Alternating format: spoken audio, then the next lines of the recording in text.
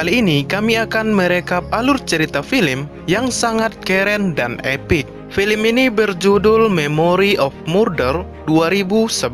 Film ini diangkat dari kisah nyata kasus pembunuhan berantai yang sangat menggemparkan negara Korea Selatan. Kasus ini terjadi pada tahun 1986 sampai 1991.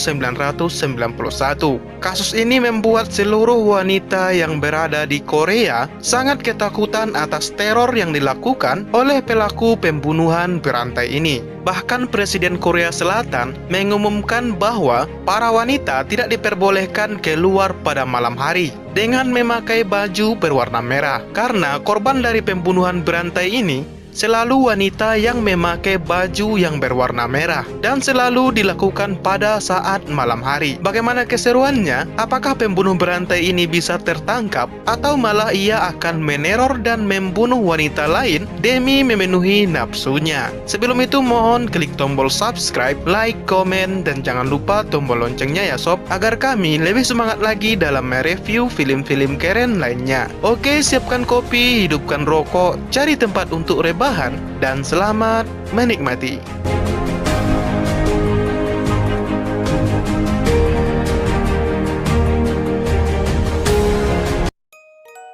Di sebuah ladang persawahan pada tahun 1986, tepatnya di kota Gwasok, di sini kita diperlihatkan seorang detektif yang bernama Park Duman. Ternyata detektif Park sedang melihat mayat seorang wanita yang ditemukan di sebuah gorong-gorong di area persawahan tersebut. Setelah itu, ia pun mulai menginterogasi beberapa orang yang dicurigai.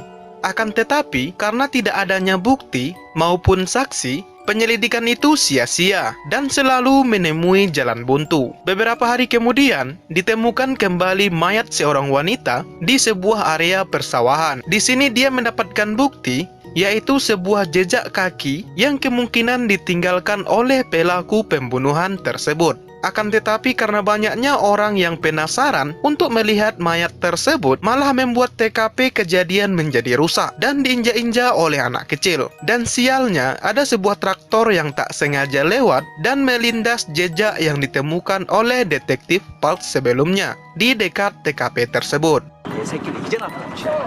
아니 전화를 언제 했는데 조전도 안 늦게 일할 하고 있는 야 이거 어떻게 된 거냐 이거.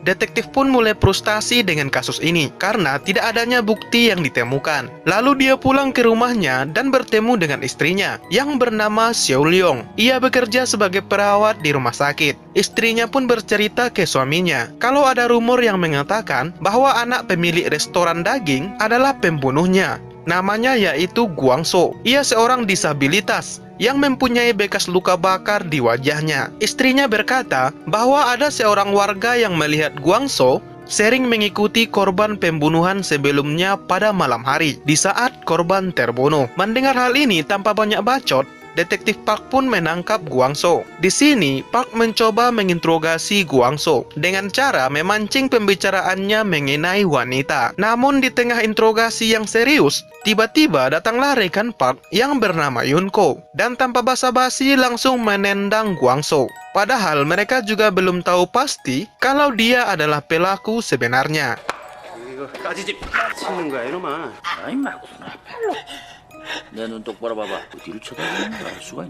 Di suatu pagi, Park kedatangan rekan barunya yang bernama Sel Tae-yun. Di sini Sersan Lee berkata bahwa detektif Sel Tae-yun datang secara sukarela untuk menyelidiki kasus pembunuhan ini. Di saat Park menginterogasi Guangso untuk yang kesekian kalinya, Tae-yun pun mulai mempelajari kasus ini. Karena Guangso tidak mengaku juga, akhirnya detektif Park mempunyai ide untuk mengajaknya ke hutan. Di sini Park mulai memancing emosi Guangso dengan harapan ia terpengaruh dan bisa mengaku. Ketika Park mulai bicara mengenai korban kedua yang sering diikuti oleh Guangso ini, dengan sedikit paksaan ia pun menjelaskan dengan detail bagaimana dia membunuh wanita tersebut. Dia bicara soal mencekik lalu melucuti bajunya dan memakaikannya lagi.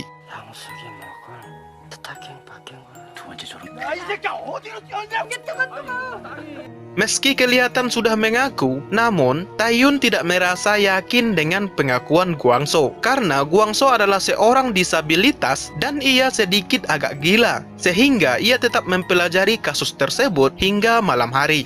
Keesokan harinya di TKP, Park pun mengadakan reka adegan sekaligus diliput oleh jurnalis. Dengan bangganya, Park dan Sersan pun berfoto untuk keperluan wartawan. Namun di sini detektif Tae-yun merasa ada yang janggal. Tae-yun menyadari kalau tangan Guangso cacat dan ia berpikir Guangso tidak mungkin dapat melakukan pembunuhan seperti mencekik dan sebagainya. Namun kecurigaan ini belum cukup. Akhirnya Guangso pun tetap dibawa pergi ke TKP dan sesampainya di TKP, ternyata keadaan malah menjadi kacau karena Guangso melihat ayahnya dan berteriak histeris. Begitu juga dengan ayahnya yang berteriak bahwa Guangso telah dipaksa supaya mengaku. Di sini kepolisian pun akhirnya terpojok dan langsung membawa Guangso pergi dan membebaskannya.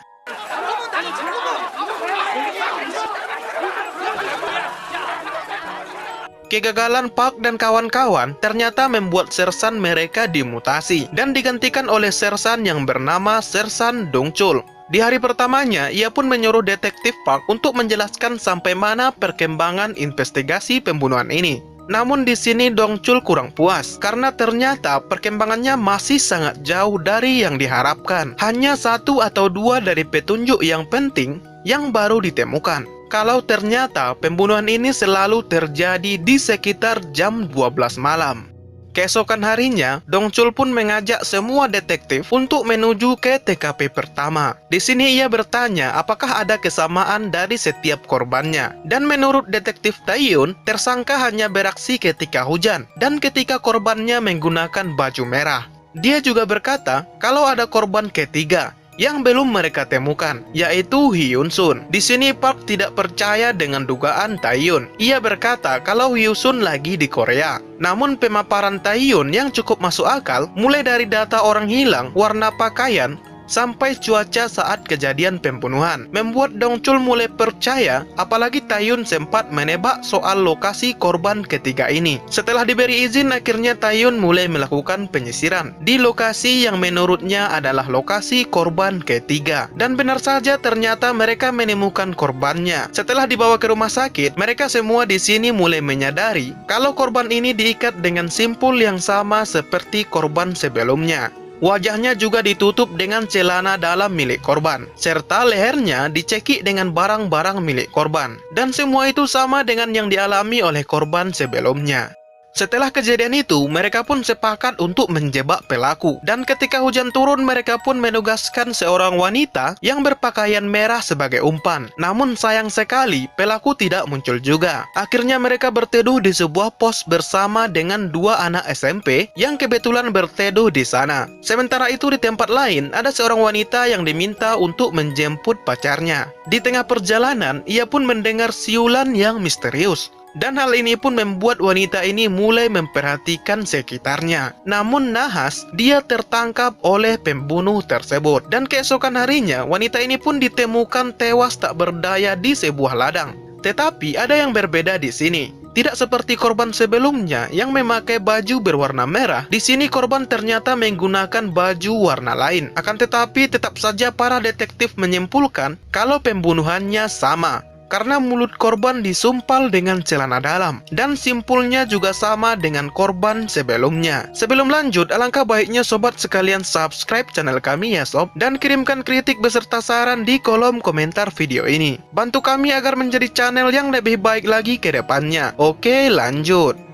Setelah kejadian itu, di sela-sela mereka berdiskusi, salah satu anggota di sana menemukan pola lain yang mengarah ke pelaku. Jadi setiap pembunuhan terjadi, ternyata stasiun radio favoritnya selalu memutar lagu Set Later yang direquest oleh seseorang. Dan dia juga berkata kalau tadi malam lagu itu sempat diputar bersamaan dengan kejadian pembunuhan. Dari info ini, detektif Park dan teman-temannya langsung ditugaskan untuk pergi ke stasiun radio tersebut dan menanyakan surat permintaan lagu dengan harapan mereka bisa melacak dari mana surat itu dikirimkan. Namun sayang, pihak radio sudah membuang surat tersebut dan setelah dicari-cari tetap saja mereka tidak menemukannya. Di suatu malam, Park berinisiatif untuk menyelidiki TKP yang terakhir bersama rekannya. Dan kebetulan juga Tae-yun datang ke tempat ini dengan niat yang sama. Beberapa saat kemudian, mereka melihat pria tak dikenal datang ke tempat itu untuk bercoliria dengan memandang sepasang pakaian dalam wanita yang ia bawa. Sontak dari sini mereka bertiga langsung sigap menangkap pria ini. Bahkan sampai terjadi kejar-kejaran epik di antara mereka.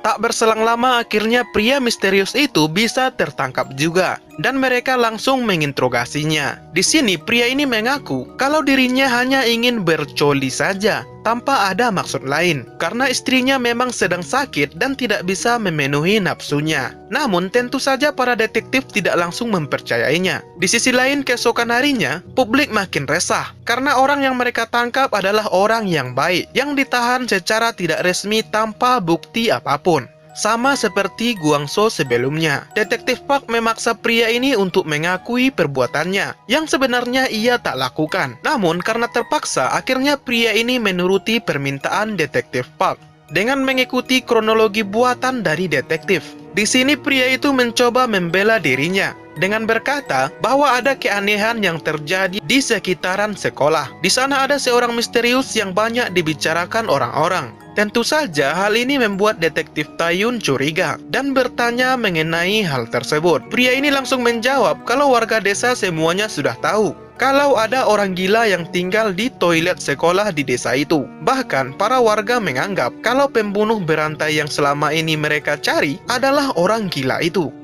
Keesokan harinya, Tae-yun langsung mengunjungi sekolah tersebut dan mulai bertanya kepada salah satu murid yang ada di sana. Dan ternyata cerita pria sebelumnya adalah benar. Murid itu juga bercerita tentang wanita gila yang tinggal di toilet sekolahnya dan suka berkeliaran ketika malam hari. Tak lama setelah itu, detektif pun langsung menuju toilet yang diceritakan oleh murid tadi. Namun bukannya orang gila yang ia temukan, dia malah bertemu dengan salah satu guru yang ada di sekolah itu. Guru itu pun mulai bercerita kalau dia sempat mendengar tangisan seorang wanita di toilet itu. Dan tangisan itu berasal dari seorang wanita yang tinggal di bukit dekat sekolah. Tak berselang lama, Tae-yun pun datang bersama rekannya untuk menemui wanita tersebut. Ternyata wanita itu tidak gila sama sekali. Dia hanya trauma dengan kejadian yang pernah dialaminya. Dia ini ternyata pernah menjadi korban dari si pembunuh berantai tersebut. Dia juga bercerita kalau cara pelaku dalam menangkap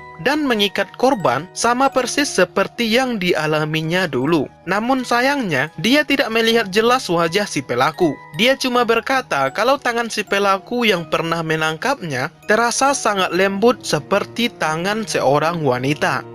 Mendengar hal ini, Tae-yun pun kelihatannya semakin penasaran, bercampur frustasi. Di sisi lain, Park masih berhadapan dengan pria yang mereka tangkap sebelumnya, yang kali ini telah digantung terbalik oleh mereka. Beberapa saat kemudian, Tae-yun pun datang dan langsung mencek tangan pria itu, yang ternyata tidak lembut seperti yang diceritakan si wanita tadi. Di sini, Park merasa tersinggung karena Tae-yun tiba-tiba menyuruhnya untuk melepaskan pria itu. Sampai terjadi perkelahian di antara mereka. Namun perkelahian ini tidak berlangsung lama karena lagu dari Sad Letter tiba-tiba terdengar di radio. Dan saat itu kebetulan juga hari sedang hujan. Semua anggota pun mulai panik. Tae-yun juga langsung menelpon pihak radio untuk menanyakan surat permintaan lagu tersebut. Tapi sialnya, ia malah dianggap sebagai penelpon iseng. Sedangkan sersan yang meminta bantuan juga tidak mendapatkan hasil karena para anggota kepolisian lain sedang sibuk mengurusi demo di kota lain. Dan akibatnya, apa yang mereka takutkan ternyata benar adanya. Keesokan harinya, seorang wanita telah ditemukan tewas dengan kondisi yang sama dengan korban sebelumnya. Saat di forensik, mereka menemukan sesuatu yang cukup janggal, yaitu di dalam kemaluan wanita ini ditemukan 9 potongan buah persik. Penemuan ini membuat Park dan Taeyeon menjadi lemas. Bahkan Park sempat merobek buku miliknya yang berisi kumpulan terduga pelaku pembunuhan ini. Di saat itu juga, anggota lain menelpon mereka dan berkata kalau dia sudah menemukan kartu pos orang yang kemarin merequest lagu Sad Letter. Orang itu ternyata bernama Park Hyun-gyu dan alamatnya juga tertera di sana. Park dan Taeyeon pun langsung pergi ke alamat tersebut dan bertemu dengan ibu kos Hyun-gyu yang memberitahukan kalau Hyun-gyu sedang bekerja di suatu pabrik. Dan singkat cerita, mereka pun berhasil menangkap Hyun-gyu dan langsung melakukan interogasi kepadanya. Hal yang pertama Taeyeon lihat adalah tangannya, yang ternyata cocok seperti yang wanita sebelumnya katakan. Tangannya begitu halus, sama seperti tangan seorang wanita. Mereka juga menanyakan kapan dia mulai tinggal di desa ini, dan Hyun-gyu pun menjawab pada bulan September, yang mana itu adalah bulan sebelum terjadi pembunuhan pertama. Mereka juga bertanya soal lagu Sad Letter, dan Hyun-gyu mengaku kalau ia sengaja merequest lagu tersebut kepada stasiun radio ketika hari sedang hujan. Yang lebih mencurigakannya, dia tidak tahu soal lagu terakhir yang diputar di radio kemarin. Jadi jelasnya seperti ini. Pembunuhan terakhir terjadi antara pukul 7.30 sampai pukul 8 malam. Sedangkan lagu ini diputar pada jam 7.30 malam. Dan dia berkata sebelumnya bahwa ia mendengarkan lagu ini dari radio sampai akhir, yang berarti itu sampai pada jam 8.50 malam. Namun anehnya, dia tidak tahu lagu terakhir dari siaran tersebut. Berarti setelah dia mendengarkan lagu itu, dia pun pergi keluar untuk melakukan sesuatu. Jadi dugaannya seperti itu. Suasana semakin memanas ketika Taeyeon menunjukkan buah persik yang ditemukan di kemaluan korban yang terakhir. Di sini Hyun-gyu malah berteriak menyangkal kalau dia bukan pelakunya. Mendengar hal ini, Yunko langsung terpancing emosinya dan menendangnya. Akibatnya, Sersan Dongchul pun langsung melarang Yunko untuk jangan pernah masuk lagi ke ruang interogasi.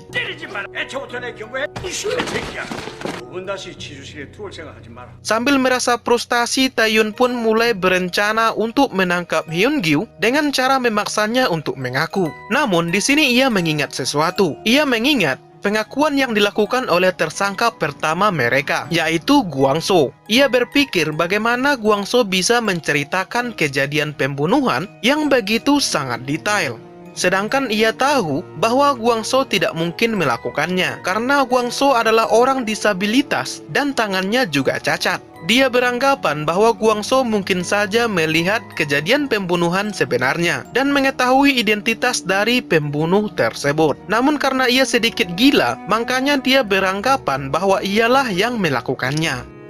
Dari sini Park dan Taeyeon pun tersadar kalau Gwang-so adalah kunci dan satu-satunya saksi yang melihat jelas siapa pelaku dan bagaimana kejadian pembunuhan itu terjadi. Mereka pun langsung menuju ke rumah Gwang-so. Namun mereka tidak menemukannya di sana. Malahan Park menemukan Junko yang sedih setelah dimarahi oleh Sersan Dongchul sebelumnya. Di sini orang yang berada di sana juga mengejek Junko karena ia adalah polisi yang tidak becus dan selalu menyiksa orang yang tak bersalah. Karena tidak terima diejek, Junko pun langsung menghajar orang yang sedang makan di sana. Di sini Park tentu tidak tinggal diam, dan ia pun mencoba melerai perkelahian mereka.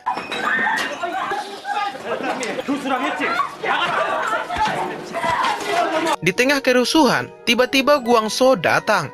Tetapi tidak lama setelah itu, ia pun langsung kabur.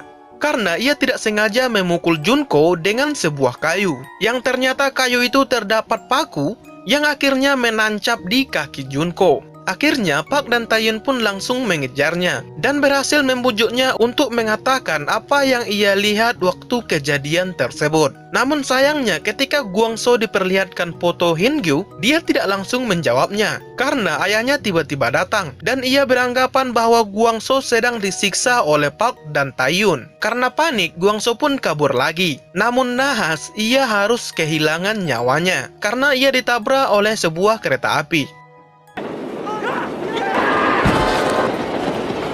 Dan hal ini pun menyisakan luka bagi detektif Park karena ia tidak sempat menyelamatkan Guangzhou dari tabrakan kereta itu. Dan akhirnya tanpa ada bukti yang kuat, Hingyu pun terpaksa dibebaskan. Namun di saat hampir tidak ada harapan lagi, ternyata ada bekas sperma yang ditemukan di salah satu mayat korban. Dari sperma ini, DNA pelaku bisa diketahui dengan jelas. Namun, mereka harus mengirim sampel itu ke Amerika dulu, karena teknologi di sana belum memadai. Sementara itu, kaki Junko yang tertancap paku sebelumnya ternyata mengalami infeksi, dan hal ini membuat kaki Junko harus diamputasi. Tentu saja, Park sebagai teman yang baik merasa sedih.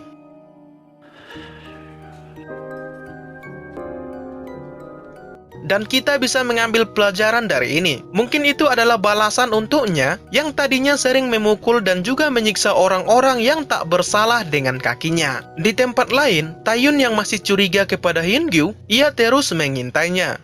Dan pada saat Hyo-gyun pergi, sayang sekali, mobil Taeyun tidak bisa dinyalakan.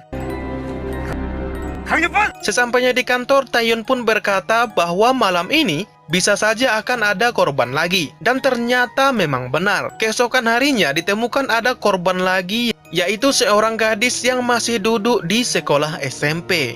Di sini Taeyun sangat merasa bersalah karena tadi malam ia sempat kehilangan jejak Hingyu. Dan ia juga ternyata mengenal korban itu, yang ternyata dia adalah seorang murid yang sempat bertemu di sekolah dengannya waktu itu.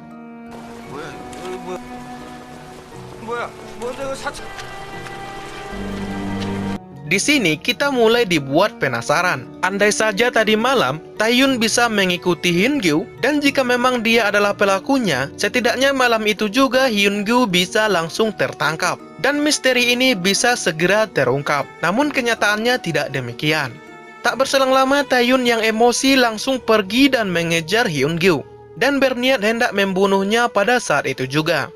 Namun, saat Taeyun hendak menembak Hingyu, tiba-tiba detektif Park datang sambil membawa hasil DNA dari Amerika. Dengan hati berdebar-debar, Taeyun pun membaca isi dari surat itu. Namun, seakan langit terasa mau runtuh, Taeyun benar-benar terkejut ketika melihat hasilnya. Yang ternyata hasil itu menunjukkan kalau sperma tersebut tidak cocok dengan DNA milik Hingyu. Tentu saja hal ini tidak bisa ia terima, dan Taeyun berusaha menembak untuk kedua kalinya. Namun tetap dicegah oleh detektif Park.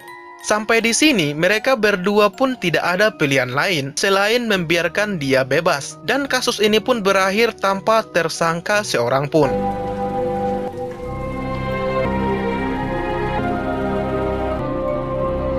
Sangat disayangkan, padahal petunjuk-petunjuk yang mereka temukan sudah mendekati ke arah pelakunya. Namun bukti DNA yang terakhir harusnya menjadi bukti yang paling kuat. Ternyata hasilnya tidak seperti yang mereka harapkan. Kemudian, scene berpindah ke beberapa tahun kemudian, yaitu di tahun 2003. Di sini, Park sudah memiliki 2 anak dan beralih pekerjaan menjadi seorang pengusaha. Di tengah jalan, ketika hendak menuju kantornya, ia melewati suatu area persawahan, di mana tempat itu adalah tempat ditemukannya korban pertama dari pembunuhan berantai tersebut. Karena ingin bernostalgia, ia pun memutuskan untuk singgah sebentar di sana. Ketika Park sedang melihat ke bawah gorong-gorong, tiba-tiba ada seorang anak perempuan yang berkata kalau beberapa waktu yang lalu juga ada orang yang datang ke sini.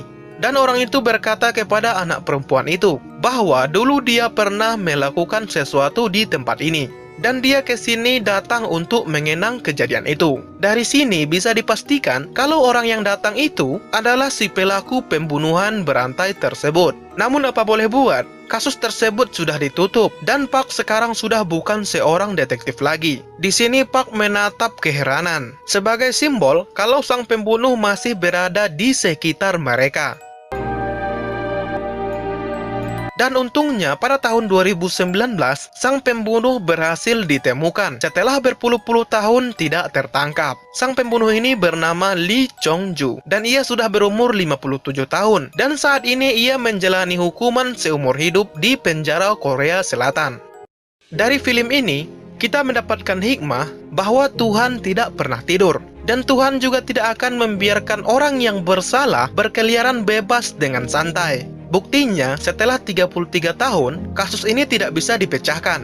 Buktinya, setelah 33 tahun, kasus ini tidak bisa dipecahkan. Akan tetapi akhirnya pada tahun 2019, tersangka berhasil ditangkap karena pihak kepolisian berhasil mencocokkan DNA yang ditemukan di tubuh korban sebelumnya, sama dengan DNA yang dimiliki oleh tersangka. Di sini polisi berhasil menangkap pelaku dengan teknologi yang canggih, yaitu dengan mencocokkan DNA manusia. Karena DNA manusia tidak akan sama dengan DNA manusia yang lain. Di sini kita juga patut bersyukur bahwa Tuhan memang pencipta yang paling sempurna. Bayangkan saja kalau seandainya Tuhan tidak menciptakan DNA manusia, maka pembunuh ini tidak akan pernah tertangkap sampai kapanpun. Setiap anggota tubuh manusia maupun struktur yang paling kecil yang terdapat pada tubuh manusia, Tuhan menciptakannya dengan sangat sempurna.